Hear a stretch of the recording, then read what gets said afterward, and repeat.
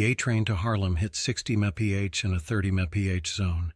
800 passengers packed into 6 cars that had become mobile execution chambers. The emergency brakes were cut, the doors were welded shut, and the masked gunmen in every car weren't asking for money. They were eliminating witnesses. 20 minutes earlier, everyone on this train had seen a political assassination. Now they had 8 minutes before the train hit the concrete wall at the end of Tunnel 47. But what the hijackers didn't know was that Bumpy Johnson never traveled alone, even on a subway train racing toward death. March 15, 1958. 5:47 p.m. Rush hour in Manhattan was always chaos, but today felt different. The streets buzzed with nervous energy. Whispered conversations stopped when strangers approached, and every newspaper vendor in the city had sold out of evening editions by 3 p.m. The reason was simple. At 5:23 p.m. on the steps of City Hall, someone had shot District Attorney Robert Morrison 3 times in the chest, in broad daylight, in front of 40 witnesses, with television cameras rolling. Morrison wasn't just any prosecutor. He was the man leading the biggest corruption investigation in New York history. For 18 months, he'd been building cases against judges, politicians, and police officials who'd been taking money from organized crime families.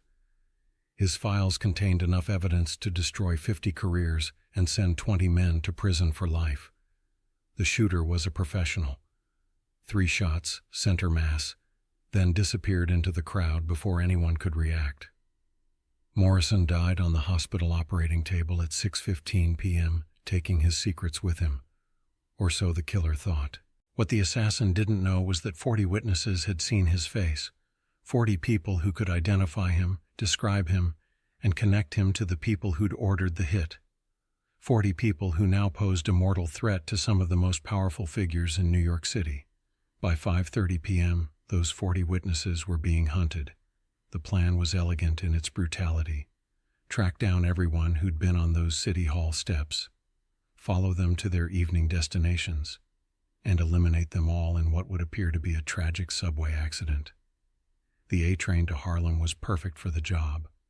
6 cars, rush hour crowds, an underground tunnel system that few people understood.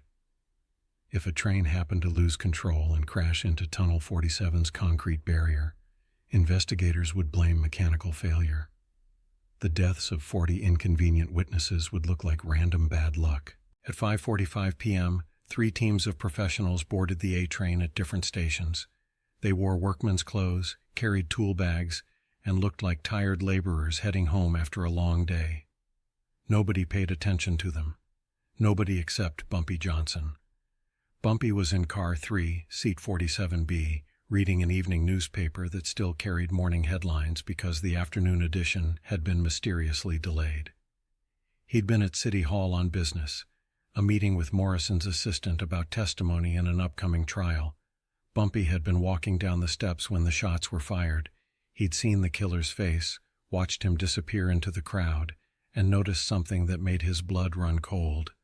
The assassin had looked directly at Bumpy before vanishing, not accidentally, deliberately, like a man marking a target.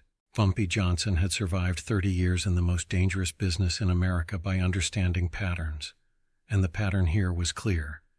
Everyone who'd witnessed Morrison's murder was in danger. The question wasn't whether they'd be killed, but how and when. As the A train pulled away from 125th Street Station, Bumpy noticed the first sign of trouble. The conductor's voice over the intercom sounded different, nervous, like a man reading from a script with a gun pointed at his head. "Ladies and gentlemen, due to signal problems ahead, we'll be making express service to the end of the line. No stops until we reach the terminal." Express service during rush hour was unusual. Express service without warning was unheard of, and the terminal at the end of the line was Tunnel 47, a dead-end maintenance facility that passenger trains never used. Bumpy folded his newspaper and began counting. 6 men in workmen's clothes spread throughout the train, all carrying the same type of tool bag, all positioning themselves near the doors, all watching the passengers with the focused attention of predators selecting prey. The train picked up speed, In car 1, a businessman who'd been leaving City Hall when the shooting started noticed that the emergency brake handle had been removed. In car 2, a secretary who'd witnessed the assassination tried to open a window and discovered it had been welded shut. In car 6, a janitor who'd seen the killer's face realized that the men in work clothes weren't passengers. They were guards. The witnesses began to understand. They weren't riding a subway train. They were trapped in a mobile coffin. 5:52 p.m. The train hit 45 MPH, faster than any subway train should travel in the tunnels beneath Manhattan. The wheels screamed against the rails. Sparks flew past the windows like fireflies in hell. That's when the masked gunmen revealed themselves. In each car, the men in work clothes opened their tool bags and pulled out automatic weapons. They didn't shout commands or make demands. They simply stood at the exits and waited. Because they weren't robbers. They were executioners on a schedule. Panic erupted in waves. Passengers screamed, pressed against windows, tried doors that wouldn't open. But there was nowhere to run. The train was racing through darkness toward certain death, and everyone on board knew it, except Bumpy Johnson. While 800 people panicked around him, Bumpy sat calmly in seat 47B and did something unexpected. He smiled, because Bumpy Johnson never traveled alone. In car 1, a janitor named Willie Three Fingers Jackson had been mopping floors at City Hall when the shooting happened. Willie worked for the city, but he also worked for Bumpy. He'd seen the assassination, but more importantly, he'd seen who ordered the cleanup. In car 4, a shoeshine boy named Tommy Quick Williams had been polishing boots on the City Hall steps. Tommy was 16 years old, invisible to important men, and carrying a switchblade that Bumpy had given him for protection. In car 6, a newspaper vendor named Jerome Eyes Washington had been selling evening editions when the shooting started. Jerome had eyes like a hawk and a memory like a steel trap. He'd seen everything, including the signal the killer had received right before pulling the trigger. 3 of Bumpy's people, positioned throughout the train, ready for war. 5:54 p.m. The train hit 55 MPH. The gunmen in each car began checking their watches. Everything was proceeding according to plan. In 4 minutes, the train would slam into Tunnel 47's concrete barrier at 60 mph. The impact would kill everyone instantly. The investigation would focus on mechanical failure. The witnesses would be buried with their secrets. But Bumpy Johnson had a different plan. He stood up slowly in seat 47B and did something that made every passenger in car 3 go silent. He began walking toward the gunman at the front of the car. Not running, not shouting, just walking, like a man taking a casual stroll through a park. The gunman raised his weapon, finger on the trigger. "Sit down." Bumpy kept walking.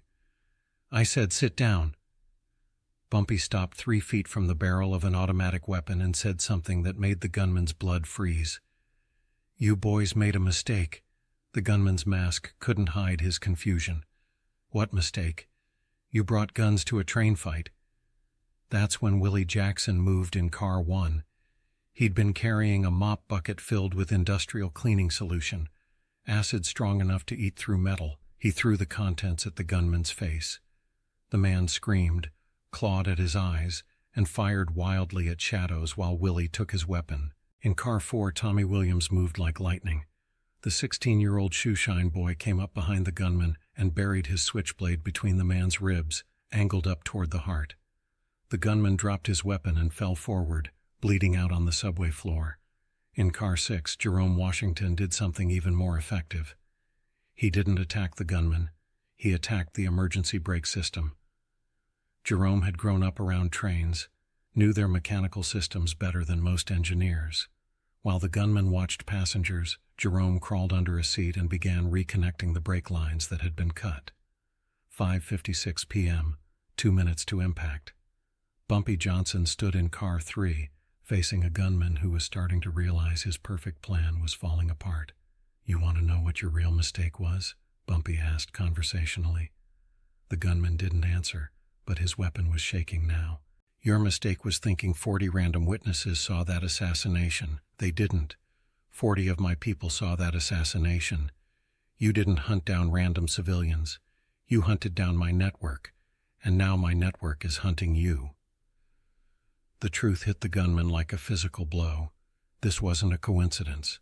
The 40 witnesses hadn't been randomly selected targets. They were all connected to Bumpy Johnson, his eyes and ears throughout the city. The people who'd been watching City Hall weren't there by accident. They'd been stationed there, waiting, because Bumpy had known something was going to happen. District Attorney Morrison hadn't been assassinated by organized crime families. He'd been assassinated by corrupt politicians who were trying to stop his investigation, and those politicians had made a fatal error. They'd targeted Bumpy's people to cover their tracks.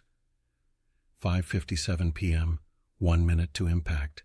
The train was still racing toward Tunnel 47 at 55 mph. But in Car 6, Jerome Washington's desperate work on the brake system was paying off. The first emergency brake engaged with a scream of metal on metal. Then the second, then the third.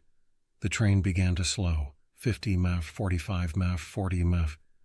In Car 3, the gunman made a decision born of desperation. If he couldn't complete the mission, he'd at least eliminate the primary target. He aimed his weapon at Bumpy Johnson and pulled the trigger. The gun clicked empty. While they'd been talking, Bumpy had been moving closer. Close enough to reach the weapon.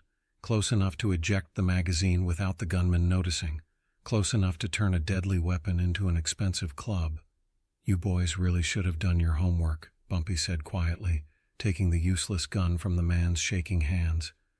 "You want to know who ordered Morrison's killing? It wasn't the mob. It was your boss. And now he's going to pay for it." 5:58 p.m. The train entered Tunnel 47 at 25 mph instead of 60 mph. Still fast enough to cause damage, but not fast enough to guarantee death. The impact threw everyone forward, shattered windows, buckled metal. But the concrete barrier held, the cars remained intact, and most importantly, the witnesses survived. Emergency crews arrived within minutes. Paramedics treated the injured. Police arrested the surviving gunman, and FBI agents began taking statements from 40 witnesses who would testify that District Attorney Morrison had been killed by corrupt city officials, not organized crime figures. The investigation that Morrison had started was completed by his assistants, using testimony from witnesses who'd been intended as victims. 12 politicians were indicted, 8 judges were removed from the bench, and the police commissioner resigned rather than face federal prosecution. But the most important result wasn't legal.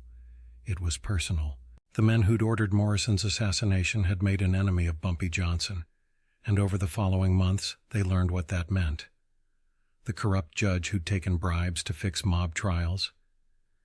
His bank accounts were mysteriously audited by the IRS, revealing decades of unreported income. The police captain who'd leaked investigation details to criminals. His own officers discovered evidence of his corruption and testified against him to save their own careers. The city council member who'd coordinated the cover-up, his secret gambling debts to loan sharks became public knowledge, destroying his political career overnight. One by one, the men who'd tried to kill 40 innocent people to protect their secrets found their own secrets exposed, not through violence, through information, through the same network they'd tried to destroy. The A-Train incident became legend in New York's underground, not because of the violence, but because of the intelligence. Bumpy Johnson had turned an assassination into a recruitment opportunity, transforming 40 witnesses into 40 allies. The subway system installed new safety protocols. Emergency brakes could no longer be disabled from outside the train. Communication systems were upgraded to prevent hijacking. And most importantly, the investigation procedures were changed so that witness protection became a federal responsibility, not a local one. Bumpy Johnson never spoke publicly about March 15, 1958. But word spread through the corridors of power that the man from Harlem had eyes and ears everywhere, that attacking his people meant attacking him, and that attacking him was the kind of mistake that ended careers, reputations, and lives. The hijackers who'd survived the crash were sentenced to life in prison, but they never revealed who'd hired them. Some secrets are more dangerous than any punishment. Years later, when investigators asked Bumpy how he'd known to position his people at City Hall that day, he gave them a simple answer. Information is more valuable than money, and I've been collecting information for 30 years. March 15th, 1958. A subway train that was supposed to crash became a symbol of survival. 40 witnesses who were supposed to die became the foundation of justice. And one man proved that the most dangerous weapon in any conspiracy is the truth. Sometimes the only way to stop a runaway train is to have friends in all the right places.